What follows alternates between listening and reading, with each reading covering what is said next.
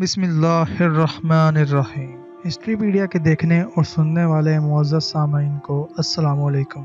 تو محترم ناظرین، جیسا کہ آپ جانتے ہیں کہ تحریک لبیک کافی عرصے پر ناموس رسالت کے ایشو پر دھرنا دیے ہوئے ہے۔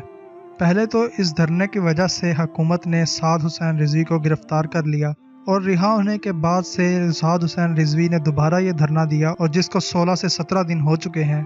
تو آج ہم گورنمنٹ اور تحریک لبیک کے درمیان چل رہے ایشوز پر بات کریں گے۔ تو چلتے ہیں ویڈیو کی طرف، لیکن اس سے پہلے ہمارے چینل کو سبسکرائب کر لیں تاکہ ہماری آنے والی ہر ویڈیو آپ کو وقت پر ملتی رہے۔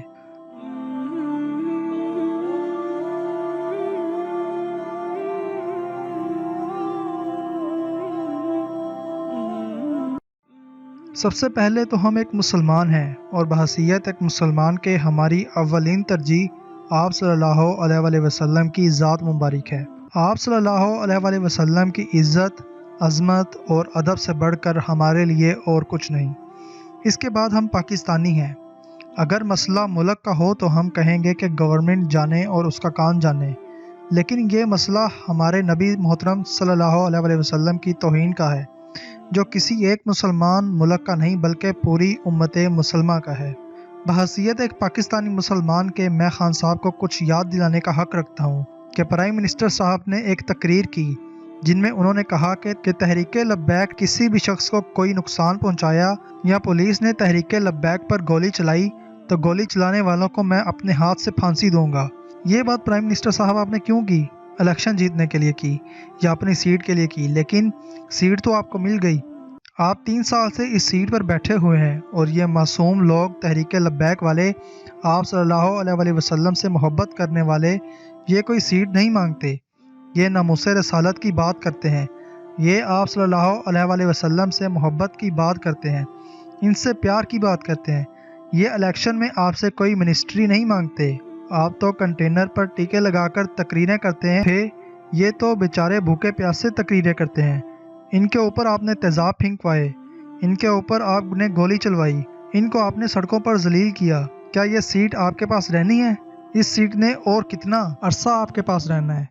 یہی کوئی 1.5-2 سال رہ گئے ہیں، اس کے بعد آپ پھر وہی منگتے کے منگتے ہی رہیں گے۔ آپ کو خدا کا کوئی خوف نہیں ہے۔ آپ ان معصوموں پر اتنی شیلنگ کروا رہے ہیں صرف سیٹ کی خاطر۔ یہ کیا کہتے ہیں؟ یہی نا کہ فرانس کے سفیر کو یہاں سے نکالو، اور آپ نے ان سے معاہدہ بھی کیا ہوا ہے، تو آپ کیوں نہیں نکالتے ان کو؟ نکالیں ان کو پرائم منسٹر صاحب۔ ظلم بڑھتا ہے تو مٹ جاتا ہے۔ نواز شریف کا دور حکومت تھا، اپوزیشن میں شیخ رشید صاحب تھے۔ حضور کی ختم نبوت کی بات ہوئی تو شیخ صاحب نے بڑے دکھی دل سے کہا کہ کہاں ہیں عطا اللہ شاہ بخاری کے ماننے والے؟ آج حضور کی ختم نبوت اور عزت کی بات آ گئی تو وقت بدل گیا۔ شیخ صاحب واقعی وزیر داخلہ بن گئے۔ شیخ رشید صاحب، عطا اللہ شاہ بخاری تو سعد حسین رضوی کی شکل میں سڑکوں پر ہیں۔ آپ کدھر ہیں؟ ریاست مدینہ کا نعرہ لگانے والوں سے میں یہ کہنا چاہتا ہوں کہ ریاست مدینہ میں تاجدار ختم نبوت کا نعرہ لگانا جرم ہے کیا؟ خان صاحب نے اقوام متحدہ میں جس نبی کی محبت میں تقریر کی تھی، سعد حسین رضوی بھی اسی نبی کی محبت میں یہ کر رہا ہے کہ فرانس کے سفیر کو ملک بدر کریں۔ آپ کا پوائنٹ آف ویو یہ ہے کہ اگر ہم سفیر کو یہاں سے نکالتے ہیں تو اس فرانس کے ایک سفیر کو نکالنے سے پوری یورپی یونین کے تمام سفیر نکل جائیں گے۔ فرانس نے گستاخی کی، اس کا سفیر اگر آپ نکالیں تو تمام لوگ اس گستاخ سفیر کے ساتھ نکلنے کو تیار ہیں۔ یہ تو ہماری غیرت ایمانی پر سوال ہے۔ میرے نبی کی گستاخی کر کے بھی اتنے متفق اور متحد ہیں، اور ہم اپنے نبی کو چاہنے والے اتنے منتشر ہیں کہ کلمہ پڑھنے والی حکومت محمد عربی کے غلاموں کو گرفتار کرنے میں لگی ہوئی ہے۔ شیخ صاحب، آپ اپوزیشن میں ہوں تو حضور کی عزت پہ بات کرتے ہیں، حکومت میں ہوں تو زبانیں کچھ اور کہتی ہیں، الیکشن قریب ہو تو حضور کی ختم نبوت پر نعرے لگائے جاتے ہیں تاکہ حلقہ کے ووٹر کو اپنے حق میں کیا جا سکے۔ الیکشن دور ہو تو حضور کی ختم نبوت کسی کو یاد نہیں ہوتی۔ محترم سامعین، قرآن مجید میں اللہ تعالیٰ نے فرمایا ہے کہ جب کوئی معاہدہ کرو تو سوچ سمجھ کر کرو، اور جب معاہدہ کر لو تو پھر اسے نبھایا کرو۔ جب آپ نے معاہدہ کیا تو آپ نے آنکھیں بند کی ہوئی تھی کیا؟ آپ مذاکرات کی ٹیبل پر آئے اور آپ نے کچھ وعدے کیے۔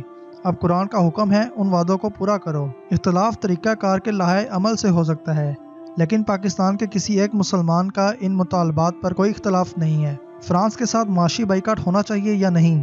بتائیں مجھے۔ کسی مسلمان کو کوئی اعتراض نہیں، یہ مطالبہ جائز ہے۔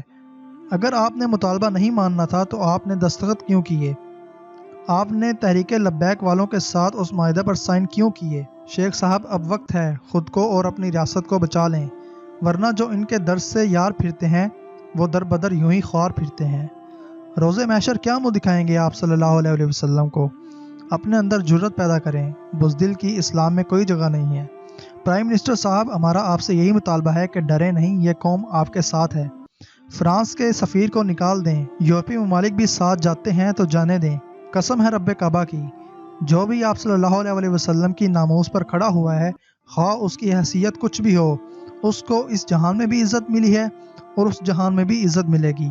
خدا کی قسم، آج اگر آپ ناموس رسالت پر سٹینڈ لیتے ہیں تو یہی فرانس اور یورپی یونین آپ کے قدموں میں بیٹھی ہوگی اور آپ مسلمانوں کے عظیم لیڈر بن کر ابھریں گے۔ ان کے مطالبات جائز ہیں، ہمارا یہ آپ سے مطالبہ ہے اس مسئلہ کو مذاکرات سے حل کیا جائے۔